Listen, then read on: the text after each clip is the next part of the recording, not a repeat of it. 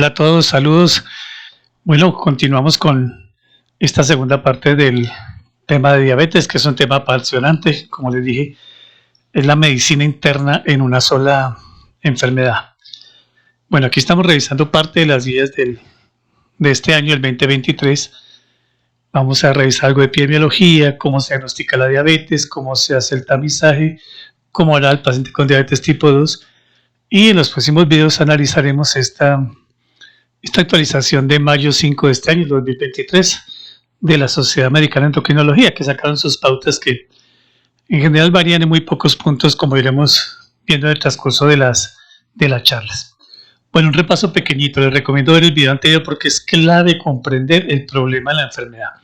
La vez pasada dijimos en esta diapositiva que la glucosa entraba, ¿cierto? Y cuando entra a nivel del duodeno, por medio de los GLP-1, las incretinas, el GIP, que es el péptido insulino secretor dependiente de glucosa, antes llamado péptido gástrico inhibidor, se activa el páncreas para que produzca insulina. Entonces esa es la primera diapositiva. La segunda es que cuando se activa el páncreas tenemos las células beta, que dijimos que era como la falange distal de un dedo pulgar, es la totalidad que tenemos, y que estas células beta, aquí la glucosa entraba por los canales GLUT2, el potasio, se impedía la salida de potasio, entonces entraba calcio y salía la insulina. Hablamos de los GLP-1 y hablamos rápidamente pues que este GLP-1 acá abajo a la izquierda lo que hace es estimular a la insulina, tiene un efecto incretina. ¿Qué hace la incretina? Inhibe el glucagón y estimula la insulina. Al estimular la insulina evita la lipogénesis y por lo tanto la salida de ácidos grasos, que como veremos es lo que más daño causa, ¿cierto? Evita la salida o el escape de glucosa, entonces almacena glucógeno, que llama glucogenogénesis, ¿cierto? Evita la gluconeogénesis, o sea, formación de glucosa a partir de proteínas, y favorece la glucólisis para que se convierta en el ciclo de Krebs en ATP, agua, CO2 y demás. Y a nivel del músculo favorece la absorción y la captación de glucosa. En este esquema de acá arriba dijimos que se absorbían los carbohidratos, lípidos, proteínas, todo se absorbe en el sistema digestivo y va a llegar al sistema porta. En el porta, entonces acá la insulina llega a unos receptores dependientes de insulina, IRS, y lo que va a hacer es introducir proteínas, introducir grasas, introducir potasio, y disminuye la muerte celular, disminuye la salida de glucosa, ¿cierto? ¿Cómo? Pues activa este GLUT4 que capta la glucosa. ¿Esta glucosa qué hace? Pues lo que hace es entrar al ciclo de Krebs con la acetilcoenzima piruvato, forma CO2, agua y algunos reactantes dependientes de oxígeno, ¿cierto? Para que no disminuya la cantidad pues, de radicales librecianos en las células. Cuando esto falla, el azúcar se queda afuera, la glucosa se queda afuera, ¿cierto? El potasio no entra, se queda afuera, las proteínas no entran al músculo, se queda afuera, se desnutre y habrá inmunosupresión, ¿cierto? Y fuera de eso comienza a haber escape de glucosa, que empeora esto, se aumenta la gluconeogénesis y empeora aún más el proceso de la glucosa. Entonces, eso fue lo que vimos. Entonces, acá en resumen vimos que la insulina hacía todo esto. Aquí acelero, pues esto ya lo vimos, pero la insulina lo que va a terminar formando una placa de ateroma. Entonces, la insulina inhibe la glucosa, el escape de glucosa, si no hay, aumenta el escape de glucosa, eso es resistencia a la insulina. Acuérdense que lo que sucede es que se producen los ácidos grasos y los ácidos grasos impiden que se absorba la insulina e impide todas las funciones que acabamos de ver. Entonces hay resistencia a la insulina. Y fuera de esos ácidos grasos actúan sobre el páncreas, ¿cierto? Destruyendo las células beta. O sea, para que no la deja actuar, hay hiperresistencia. Después ya llega un momento en que no hay insulina porque no hay células beta. Todo esto en la sangre, ¿qué va a hacer? Pues acá abajo a la derecha se forma la placa de ateroma y todos los efectos que se producen al impedir que se absorba la insulina. Muy bien. Hablamos de los antidiabéticos orales, dijimos una nemotecnia de Siri, ¿cierto? Cortana para nosotros, en este caso va a ser Siri, dijimos el Siri y aquí pues ya habíamos hablado de estos medicamentos y nos habíamos aprendido sensibilizadoras, incretinas, retrasan la absorción, los insulínicos secretagogos, y hemos visto algunas nemotecnias que no vale la pena repetir por ahora. Muy bien.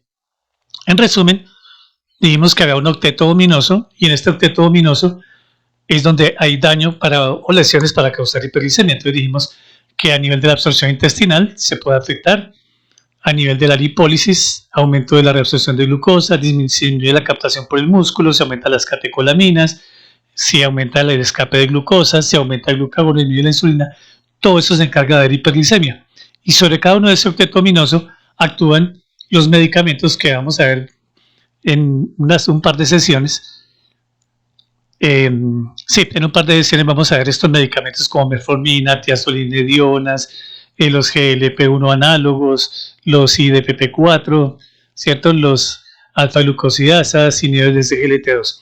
Todos van a actuar en alguna parte de este octeto ominoso y todos van a la mnemotecnia de Siris.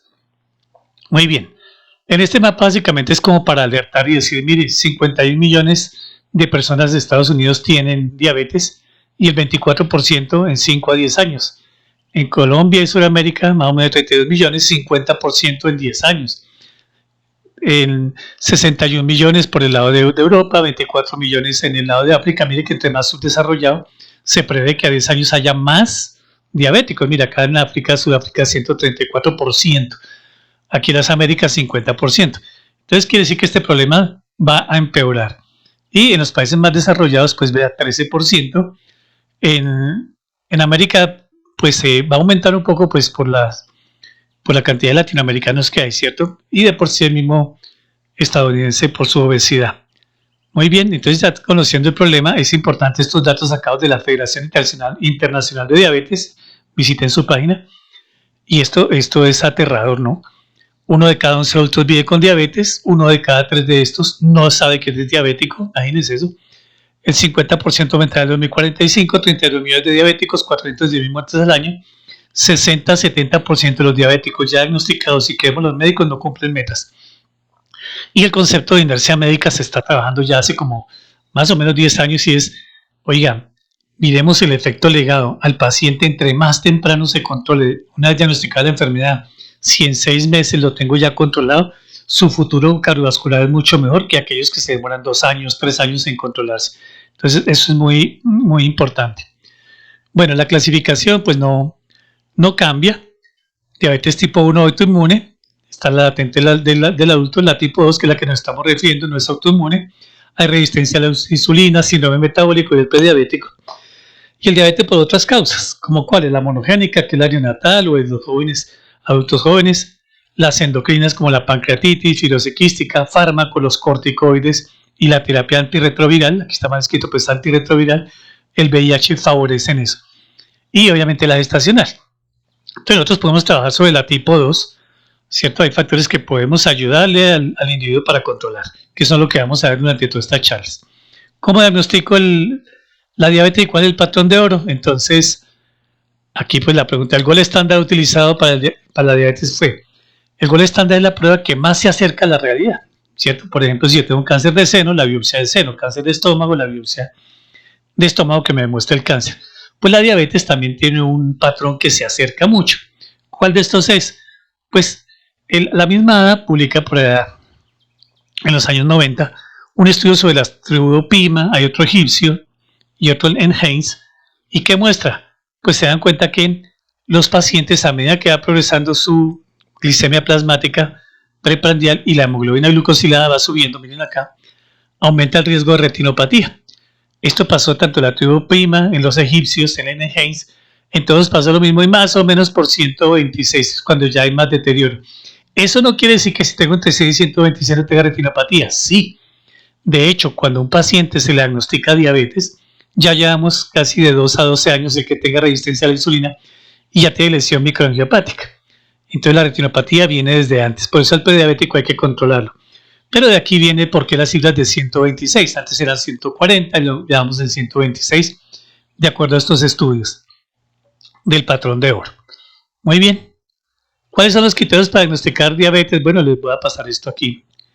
Muy bien.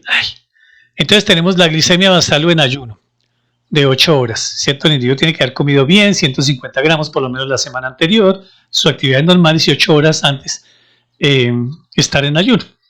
Si la glicemia pre es menor de 100 es normal. Si la glicemia pre es de 100 a 125 ya no es normal. Esa es glicemia elevada en adultos y se considera prediabetes. La hemoglobina glicada lo ideal es que esté menos de 5.7. ¿Listo? Si está entre 5,7 y 6,4 es prediabetes. Si la hemoglobina glicada está mayor de 6,5 es diabetes. Sin embargo, esta hemoglobina glicada solo detecta de cada 100 diabéticos a 30 en un inicio. Por eso solita no es buena para diagnosticar diabetes, mejor acompañado de alguno de estos criterios de que la glicemia esté mayor de 126, como la tenemos acá. Si en ayuno tengo una glicemia al desayuno de 126 o más, la repito, y si esta aparece otra vez 126 o más, es diabético. Después de que vino la de ayuno, no mandemos al paciente a desayunar. Todavía hay gente que dice vaya a desayunar y en 2 horas vuelva. No, señores. Hay que dar 75 gramos de glucosa estandarizado. Se llama prueba de tolerancia a la glucosa. Con esos 75 yo miro, si es más de 200, ¿cierto? Una pre de 126 y una post mayor de 200 hago diagnóstico de diabetes. Una post al azar mayor de 200 hace diagnóstico de diabetes. Si tengo 200, poliuria, polidipsia, polifagia o pérdida de peso, hace diagnóstico de diabetes. Si tengo entre 140 y 199 y persisto ahí, se llama prediabetes. Muy bien. Ahora, ¿cómo relaciono la hemoglobina glicada? Entonces, esto es muy sencillo. Hay varios estudios en que comenzaban a publicar, miren acá a la izquierda, en que una glicada de 5 equivale a 76 o 120, una de 6 de 100 a 152 y ahí sucesivamente. ¿Cuál es una manera fácil de aprendérsela? Pues aprendamos la hemoglobina glicada de 7. 7 es 150. Por cada punto que baje o cada punto que suba, si sube le subo 30 puntos. Si baja le resto 30. Por ejemplo, si la hemoglobina glicada es de 150 en 7, pues en 6 será 120. ¿Listo? Si en 7 está en 150, le sumo 30, en 8 más o menos está en 180 la glicemia central. ¿Sí? Entonces, hemoglobina glicada de 7 equivale a una central de 150 miligramos. Más 30, o sea, si estoy en hemoglobina glicada de 8, estará en 180. Si estoy en 9, estará en 210 y en 10 en 240. Y esto porque es importante para el tratamiento cuando veamos las metas de tratamiento. Entonces el paciente me va a llegar con unas glicemias o las voy a mirar en el hospital y me dice 240, 210, etc. Yo tengo que mirar a qué glicada hay para ver qué tratamiento me puedo orientar. Para eso es que nos va a servir esto. Muy bien. Muy bien. Acá coloco esta diapositiva, pues ¿cuál es el factor de riesgo cardiovascular más alto? Todos son factores de riesgo cardiovascular alto, obviamente todos, pero quiero hacer énfasis en la grasa abdominal. Perímetro abdominal mayor de 90 en hombres, aquí en Colombia y 80 en mujeres, es un factor de riesgo ya para resistencia a la insulina. Entonces, ojo con la grasita abdominal. La liposucción no me va a servir porque me quita la grasa subcutánea, pero no la grasa visceral. O sea que la cirugía no toca hacer bypass si al caso. Muy bien. ¿Qué factores de riesgo hay para la diabetes? Entonces, tenemos acá, yo puse esto. Antes decían que a los 45 años, ya se bajó a 35. Cada vez se va hacia la gente joven. ¿Por qué? Cada vez se va a la prevención. Las guías actuales de prevención cardiovascular, de riesgo cardiovascular, hablan de 40 años para arriba, pero es que todo lo de 40 empezó desde antes. Entonces ya estamos yendo afortunadamente hacia la atención primaria, al menos de los 40, incluso 20 años y demás. Entonces ya a los 35 años ya es un factor de riesgo y toda la persona tiene que tamizar. Obviamente que tenga hiperlipidemia, colesterol, triglicéridos, ¿cierto? El colesterol no HDL, les aconsejo que miren el video de lípidos. Es bien bonito, es muy práctico, por favor mírenlo. ¿Qué hacemos con un paciente que tenga hiperlipidemia?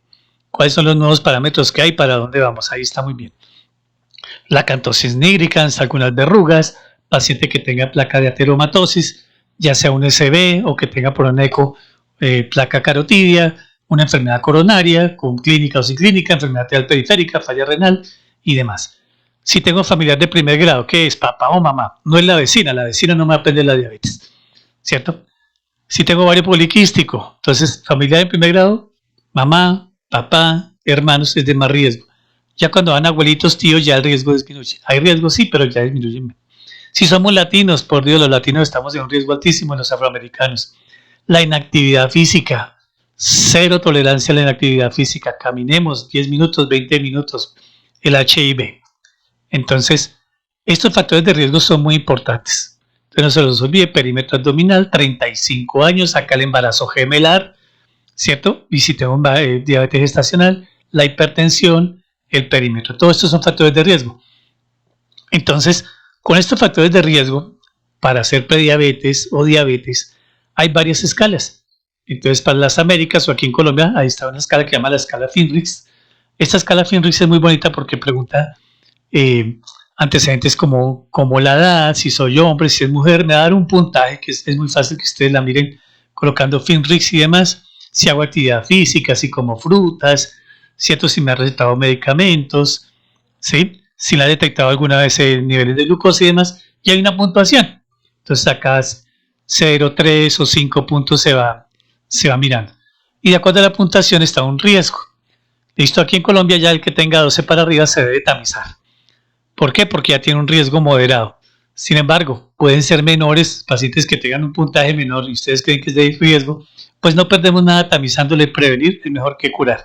Entonces la escala FINRIX, en resumen, lo que le dice es que si tengo un resultado de 12 o más, tengo que hacer la glicemia pre y post que ya vimos anteriormente. La Sociedad Americana de Diabetes, ella creó esta escala que dice, oiga, tiene usted diabetes tipo 2, y lo mismo, la encuentra en la página, de acuerdo a la edad, si es un hombre, si es una mujer, si tiene actividad física y demás, y le va a su posibilidad de si tiene un riesgo alto, intermedio o bajo de diabetes, y de acuerdo a lo que salga, si es intermedio o alto, se sugiere pues hacer una tamización. Bueno, entonces, ¿qué hago con mi paciente? Ya he mirado a mi paciente de población de riesgo, que ya la vimos, 35 años, diabéticos, padre y madre o hermanos, obesos, hiperlipidemia, etc.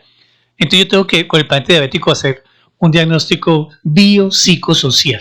No solamente es glucocéntrico, sino biopsicosocial. ¿Qué es biopsico? Oiga, pues hay un poco de escalas acá, ¿cierto? Que son las que nos dicen a nosotros cómo está el paciente desde el punto de vista funcional, mental, de ejercicio, si se adhiere a la formulación o no, si es alcohólico y demás, ¿cierto? Y esto me sirve, ¿por qué? Porque cuando damos tratamiento, riesgo de hipoglicemia. Si hay comorbilidades, manejo la hipertensión, vean el video de hipertensión, por favor, ya está hecho. Si es obeso, si soy sedentario, si tengo apoyo familiar, si tengo depresión, si tengo un hígado graso, tengo hipoglicemias. ¿Qué más hago con este paciente? Pues mirar riesgo de SB, retinopatía, la parte de periodontitis. Acuérdense que un paciente con enfermedad periodontal, así no tenga diabetes, tiene 2 veces más riesgo, entre 1 y 2 veces más riesgo de tener una enfermedad cardiovascular, y si es diabético, entre 2 a 3. Entonces el examen va de arriba a abajo, entonces cabeza, ojos, nariz, boca, cuello, tórax, abdomen, genital, vascular, sistema nervioso periférico y piel. ¿Por qué? Porque la diabetes afecta las arterias. Y de arterias, pues en todos lados. En la mayoría de sitios tenemos arterias y ellas se van a ocluir por ateroma, va a haber hipoxemia y cada órgano va a mostrar su sintomatología. Y obviamente hay unos paraclínicos que hay que pedir. ¿Listos? Muy bien. Entonces, para eso es que hacemos esta cosa. Social y riesgo, rápidamente les quiero mostrar. Entonces está la escala de Bartel que me dice a mí, oiga, ¿qué tan activo soy? ¿Cierto? Si soy 100% activo o no. Entonces, escala Bartel. La escala Cage, ¿cierto? Es para el alcoholismo. Entonces, son preguntas fáciles. ¿Se ha sentido alguna vez que bebe? ¿Le ha molestado que la gente critique que bebe alguna vez? Y demás. Esto es pasar el alcoholismo, que son factores de riesgo y empeoran al paciente diabético. Índice de Carson es un índice de comorbilidad, se utiliza mucho en los estudios, pero un puntaje de 7 aumenta la mortalidad. Esto es para que la conozcan, no vamos a revisar, pero es importante que un paciente que llegue, por favor, miremos estas escalas. ¿Qué tanta actividad tiene el paciente, tanto cognitiva como física, mental, la parte de presión familiar? ¿Por qué? Porque el tratamiento va a depender mucho de eso. O sea, si yo tengo un Alzheimer, así está empezando, y me estoy aplicando insulina o algunos medicamentos, se me pueden olvidar, o puedo tomar 2, aumento el riesgo de hipoglicemia, o no me controlo la enfermedad, ¿cierto? Me aplico mal los medicamentos. ¿Listo? Entonces es muy importante. La escala de Koch, ¿cierto? Es una escala para la capacidad que hay de autocuidado. La escala de Mina son para pacientes que ya están en cama para ver el riesgo de úlceras. La escala Wells para tromboembolismo pulmonar, el cual que se utiliza en EPOC. La escala Framingham para cardiovascular en Colombia, pero vean el video de diabetes, de lípidos, que en que ahí cuento todo. La escala Karnowski, que se da para los pacientes que tienen cáncer y diabetes. El Corana para trombosis en cáncer.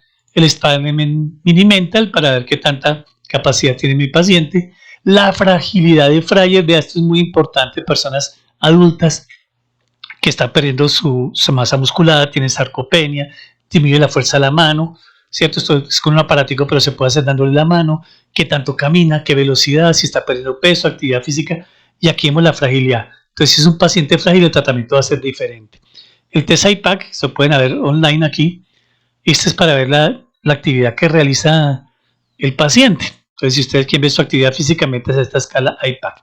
El FINRIS que ya lo vimos, perdón, la escala de la ADA que ya la vimos, la escala de adherencia es otra bien importante para decir, el paciente sí está cumpliendo con la dieta, el ejercicio y los medicamentos. No solamente es aumentar y aumentar, y las guías dicen que si está la hemoglobina glicosilada en 10 hay que aumentar. Sí, pero es que si no cumplo lo primero, que es la dieta, el ejercicio, y cumplir con las órdenes, pues va a ser muy difícil. Entonces mire que esta escala de adherencia al tratamiento y a todo es muy importante. Lo mismo de esta escala de la dieta.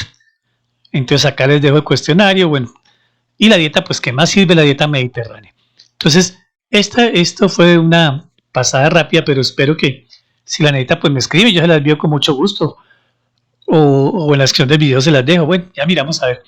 Entonces acá tienen escalas que uno tiene que hacer al paciente para la parte social, es biopsicosocial, no se nos olvide lo biopsico, importante, de ahí partir de ahí.